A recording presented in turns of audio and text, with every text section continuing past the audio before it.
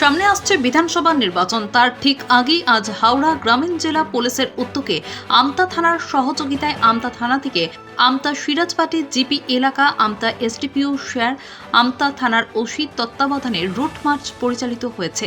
আইনশৃঙ্খলা বজায় রাখা এবং সাধারণ মানুষের মধ্যে নিরাপত্তা ও আস্থার পরিবেশ সৃষ্টি ছিল এই কর্মসূচির মূল লক্ষ্য। আগামী দিনে সাধারণ মানুষকে সুরক্ষিত রাখতে এই কর্মযজ্ঞ জারি থাকবে। হাওড়া গ্রামীণ জেলা পুলিশ সর্বদা মানুষের সাথে, মানুষের পাশে।